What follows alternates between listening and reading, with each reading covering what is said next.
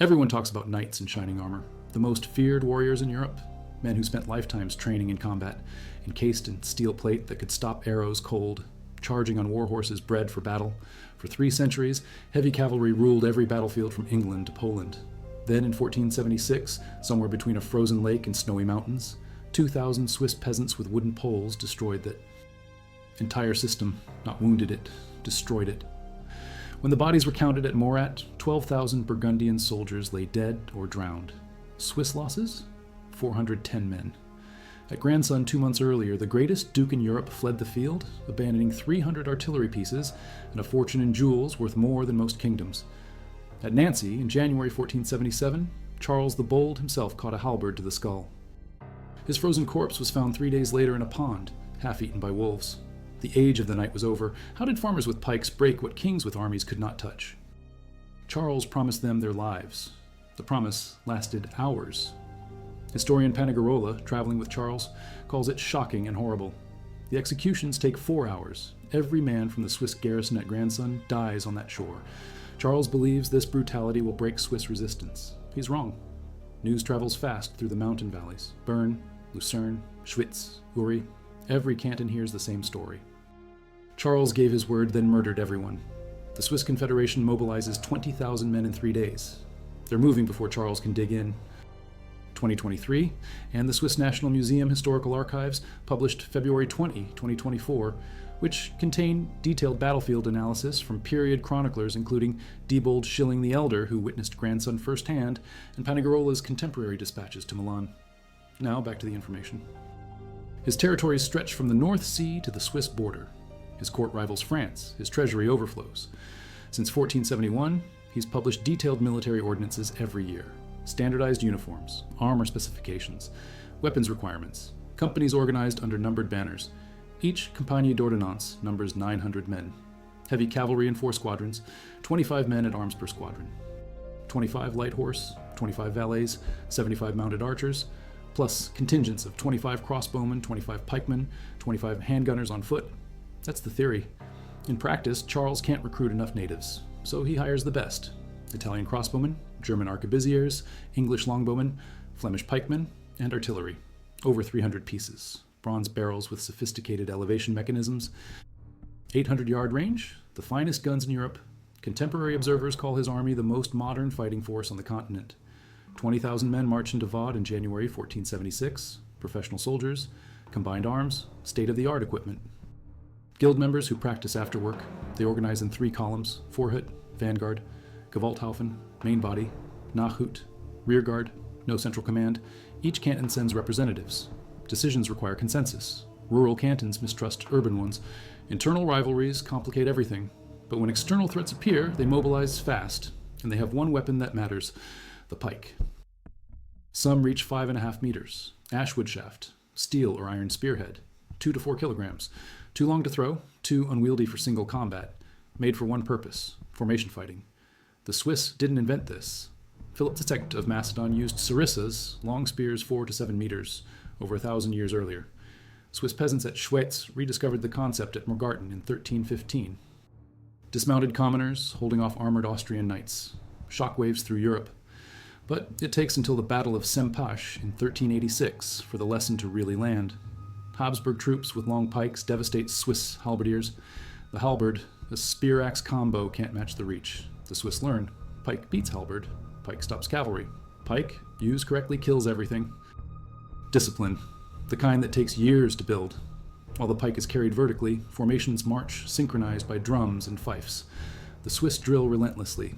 First rank holds pikes at charge for horse, a defensive posture. Second rank at charge for delivering thrusts. In actual combat, the first 3 to 5 ranks level their pikes depending on formation density and pole length. The outer perimeter forms a bristling hedge.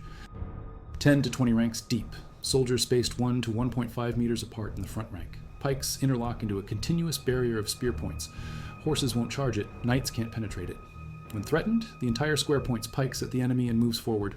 An entire formation of 5,000 to 11,000 men generating kinetic force on contact. That's the theory. But theory and battlefield are different things. Charles doesn't believe peasants can execute this under artillery fire and cavalry charges. He's about to learn. The Swiss want Charles to come out and fight. Charles takes the bait. He moves his base camp to Concise, positioning his army on the plain. 20,000 Burgundians, gendarmes, crossbowmen, archers, gunners, artillery, against a Swiss force of similar size approaching through the Jura Mountains forest. Charles has reconnaissance problems. His scouts don't report Swiss movements accurately. Morning of March 2nd, the Swiss vanguard spills over the crest of Mount Aubert. 8,000 to 9,000 pikemen, 30 green banners, 1 white flag. They halt. They kneel. 3 Our Fathers, 3 Hail Marys. Some Burgundians think they're begging for mercy. Charles reportedly shouts they'll get none. He orders Louis de Chalon, Prince of Orange, to charge with the left flank cavalry. They hit the pike wall. Nothing happens. The pikes don't break. The horses won't close. Knights in the front rank try to force their mounts forward. The pikes find gaps in armor. Horses scream. Men fall. The charge stalls. Ludwig von Chalon-Chateauguyon, one of Burgundy's top cavalry commanders, barely escapes. The surviving horsemen gallop back to Burgundian lines. Mission failed. The ground in front of the Swiss is horrible. Broken pikes. Blood. Dead and wounded men and horses. But the Swiss phalanx holds. Charles regroups. He decides on a wedge formation of a heavily armored men-at-arms. The Duke himself leads this charge. He's no coward. The wedge hits the same wall. Steel plate, war horses, professional warriors. None of it matters. The pikes are too long, the formation too tight, the Swiss too disciplined. Charles can't break them. Another 10,000 pikemen and halberdiers. They appear over the hill. The Burgundians, already engaged, suddenly realize the vanguard wasn't the whole army. Charles orders a tactical withdrawal to regroup, use the artillery, encircle and destroy. But withdrawals under contact are dangerous, especially when troops are already shaken. The movement becomes confused. The second Swiss column advances fast. The Burgundian line wavers. Someone panics. The panic spreads. Within minutes, it's a rout. 20,000 men flee. Charles rides among them, shouting orders. No one listens. Once a rout starts, it's unstoppable. His retainers finally convince him to withdraw. The Swiss lack cavalry. They can't pursue far. Casualties on both sides are light. Maybe 500 Swiss, perhaps 1,000 Burgundians. But Charles abandoned everything. 300 to 400 artillery pieces, the finest guns in Europe, gone. His camp, his tent, his treasury traveling with the army. Worth more than most cantons' annual revenues. Distribution becomes contentious. Bern claims primacy. They assembled the army. But every canton wants a share. The Burgundian booty of grandson enters legend. More important than treasure, the psychological impact is devastating. Charles the Bold, the greatest duke in Europe, fled. His modern army couldn't break peasant militia. His artillery train, his pride, captured. His prestige, shattered. Charles doesn't accept defeat. He retreats to Lausanne. Despite losses, his army is mostly intact. Most men escaped. He still has resources. Milan, Venice, Aragon, Savoy, the papacy provide capital, weapons, fighting men. He orders all artillery from Dijon, Nancy, and the Duchy of Luxembourg sent to Lausanne. By late May 1476, Charles has rebuilt 15,000 to 20,000 men. 1,741 professional men-at-arms from his ordonnance companies, Flemish infantry, Picard infantry, Italian mercenaries, over 200 cannons and bombards. His strategic goal, provoke the Swiss into a relieving action by besieging a fortified town, force them to attack on terrain favorable for cavalry charges and artillery. Controls access to Bernese allies, 30 kilometers from Bern. June 11, 1476, Burgundians commence siege. The town is well prepared. Adrian von Bubenberg commands. Bernese general with 1,500 men. He's been to Burgundy. He's seen their military firsthand. He ordered Morat's castle, walls and ramparts strengthened. Initial Burgundian assault is repulsed by heavy fire from light guns on the battlements. Charles settles for siege. He builds the Grünheg, a defensive entrenchment facing the likely Swiss approach. Palisades, artillery positions, infantry and cavalry ready. He expects the Swiss to march from the west through the Birkenwald forest. He's right, but he underestimates their speed. Zurich, Lucerne, Schwyz, Basel, Strasbourg, Fribourg, Solothurn, Bienne all contribute. 60 cavalry from Basel, 300 from Strasbourg, 120 Austrian volunteers under Hermann von Eptingen. The vast majority are pikemen and halberdiers. They advance in their traditional 3 columns. 4 Hut, 5,000 troops from Bern, Schwyz, and Fribourg to fix the Burgundians frontally. Their left flank protected by Lorraine horse. Gewalthaufen, over 10,000 men following in echelon on the left. Nachut, 6,000 moving south of the Burgundian camp to cut off retreat. Additional small contingents from Neuchâtel and Le Landeron block escape north of Lake Morat. This isn't grandson. This time, they plan to envelope completely. No escape. We use deep archival research from sources including War History published December 27, 2024, and Grokopedia's comprehensive battle documentation from 2025 that synthesizes period chronicles with modern archaeological findings. Comment your city below. Now back to the battle. He thinks the Swiss are delayed. His Burgundians stand to at dawn, expecting battle. They remain drawn up all morning in the rain. Noon arrives, no enemy. Charles stands down most troops, leaves the Grünhag manned with 2,000 infantry and 1,200 horse. The rest retire to camp for shelter. It's payday. Many soldiers collect wages, eat midday meals. Then the Confederate vanguard erupts from Birkenwald Woods, 6,000 skirmishers. All 1,200 cavalry, exactly where Charles predicted, but faster than expected. Several hundred Lorrainers killed or maimed, but the Swiss squares don't stop. The defenders in the Grünhag hold. Against odds, they hold. Then Swiss troops find a gap through the left flank near the Berggraben. They turn the whole position. The Swiss form up beyond it, advance toward Morat and the besiegers' camp. Many are eating. Some sought shelter from rain. No one expected this timing. Charles tries to organize response. He positions English archers as a last line. They're routed before a bow can be bent. Their commander shot by a Swiss skirmisher, traditionally identified as the Duke of Somerset, but Edmund Beaufort died at Tewkesbury in 1471, 5 years earlier. Whoever commands, it doesn't matter, the archers break. The Swiss pikemen hit the Burgundian positions like a tidal wave. The pike squares withstand artillery fire, repel cavalry charges, then advance to shatter enemy lines in close combat. On the Swiss left flank, the 1,200 allied heavy cavalry scatter Burgundian horse, then gallop to attack the fleeing center. There's no escape route. The Swiss pledge no quarter. They take no prisoners. A sortie by the Morat garrison strikes the broken army in the rear. It becomes massacre. The Burgundians run toward Lake Morat. The Italian division, 4,000 to 6,000 men besieging Morat's southern part, suffers worst. Cut off by Swiss rearguard. Attacked by the garrison's sally, hunted down along the shore, driven into the lake. Men drown in armor. Others are cut down running. The killing lasts hours. 12,000 Burgundian dead, cut down or drowned. Swiss casualties, 410 men. 12,000 versus 410.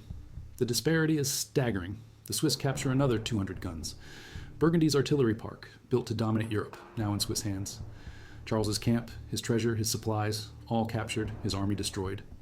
This isn't a defeat, it's annihilation. The Swiss execute a blood judgment. Blood Urteil declared earlier in response to Charles executing the 412 grandson defenders. They frame it as justified reprisal. Sparing prisoners invites further aggression. Of the roughly 10,000 Burgundian dead at Morat, many are surrendered or disarmed soldiers executed on spot rather than battlefield casualties. Few high-ranking nobles are ransomed. The policy explicitly denies mercy to rank and file captives. Demoralize future resistance. Send a message. Charles the Bold learns nothing. Every advisor says, don't besiege Nancy in winter. Charles besieges Nancy. October 22nd, 1476, harsh winter conditions. His army shrinks through desertion, disease, unpaid wages.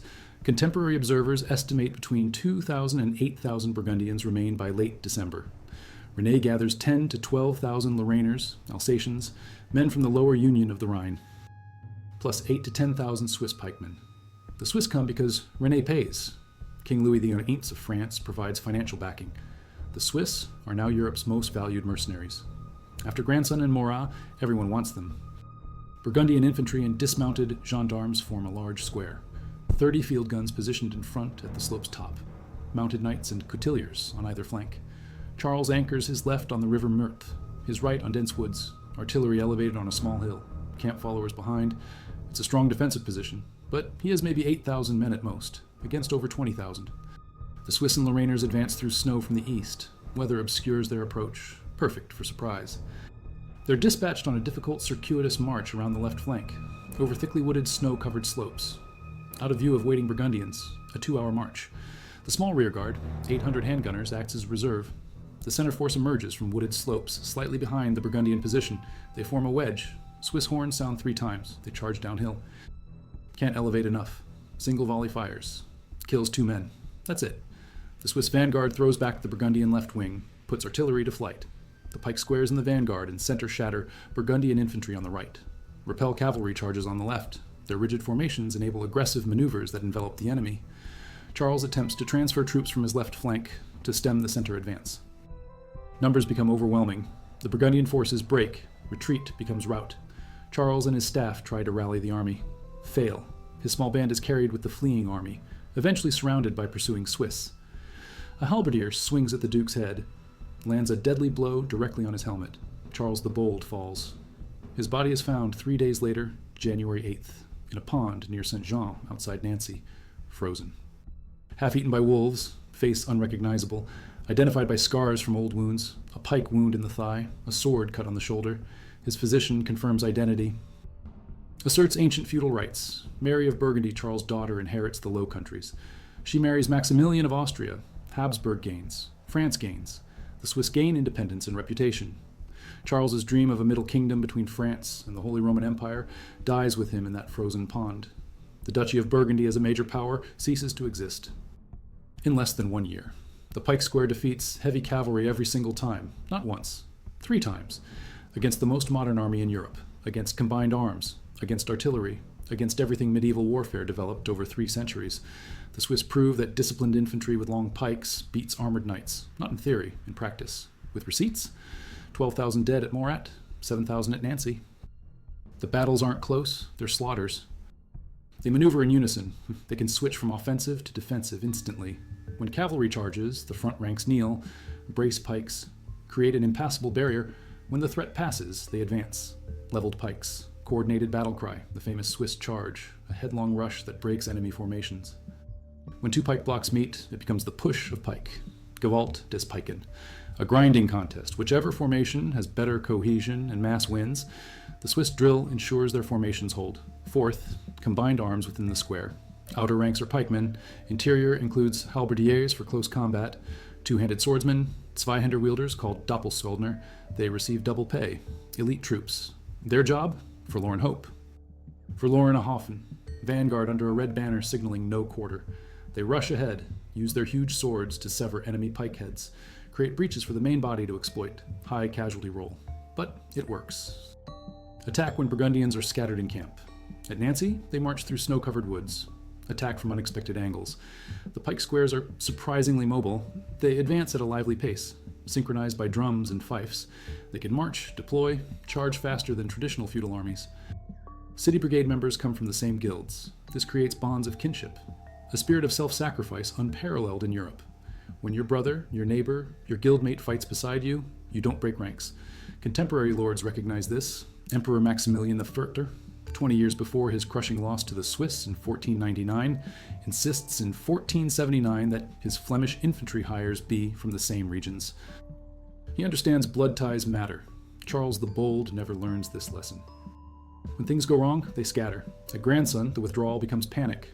At Morat, the rout is unstoppable. At Nancy, the army dissolves. No cohesion, no shared sacrifice, just self-preservation. On paper, they should devastate massed infantry. In practice, they fire a few salvos, kill maybe a few hundred. Then the Swiss are on them. Artillery requires time to reload, time to aim, time to elevate. The Swiss don't give them time. They advance fast, use terrain. At Grandson, the Swiss are on slopes. Elevation becomes a problem. At Morat, they emerge from forest close to Burgundian lines. At Nancy, they come from unexpected angles. The guns fire once, miss mostly, then pikemen overrun them. The horses refuse. Self-preservation instinct, they see the spear points, they stop. If forced forward, they impale themselves. Riders die or dismount in disorder. Even if a knight somehow reaches the square he's surrounded, pulled from his horse, killed. Heavy plate armor becomes a liability, too heavy to run, too cumbersome to fight on foot against multiple opponents. Within a decade, every major power tries to copy the pike square.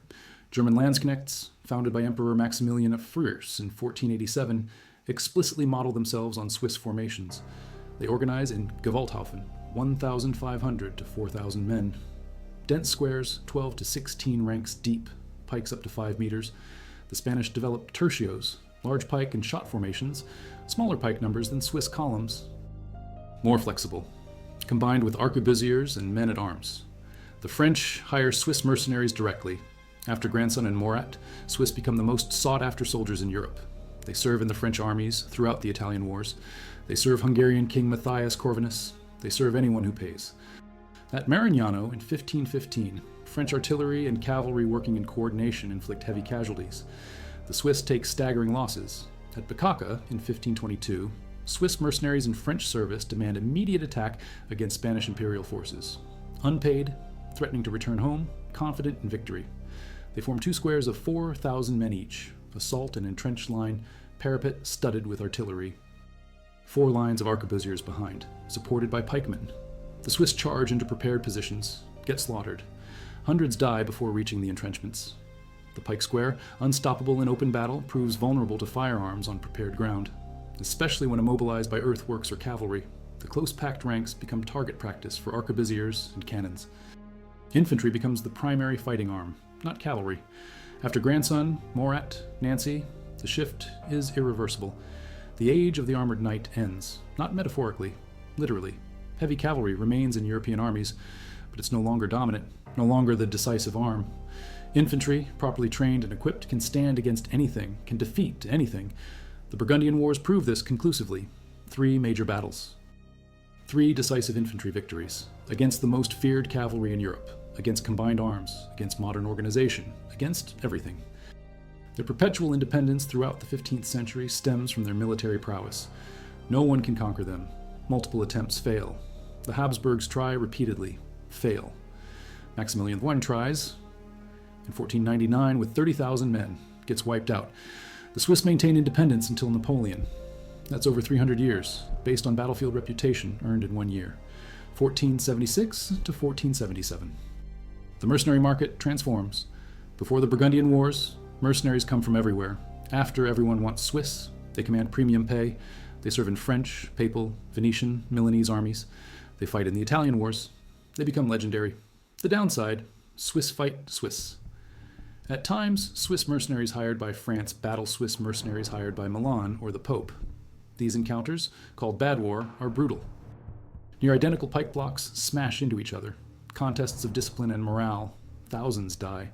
The Swiss continue mercenary service into the 16th, 17th, even 19th centuries, eventually settling primarily in Italy. The Vatican Swiss Guard, established in 1506, remains the only Swiss mercenary group permitted under Swiss law after 1859. Flamboyant, colorful attire, but the same martial tradition. Descended from pikemen who broke Europe's cavalry at Grandson, the tercio dominates European battlefields for a century. Eventually, firearm technology advances. Bayonets appear. A pike you can shoot with. By the 18th century, pikes disappear from European armies, replaced by muskets with bayonets. But the tactical revolution remains. Infantry over cavalry, combined arms over single-arm dominance, discipline over individual prowess. At sites around Morat, bone pits match the described massacre. Thousands of remains. Trauma consistent with pike wounds, halberd strikes, drowning. At Grandson, the artillery pieces captured by the Swiss can be tracked through records. Many survive in museums, Swiss, German, French collections. The Burgundian booty, displayed in Lucerne by 1513, is documented in Diebold Schilling the Younger's Chronicle. Pavis shields with Burgundian insignia, religious robes, banners from Charles's tent, physical proof of the victory. At Nancy, the location where Charles fell is marked, the pond where his body was found, identified. The site remains. The numbers vary, sources always vary, but the core narrative holds. The Swiss deployed pike formations, moved fast, used terrain, broke Burgundian forces repeatedly.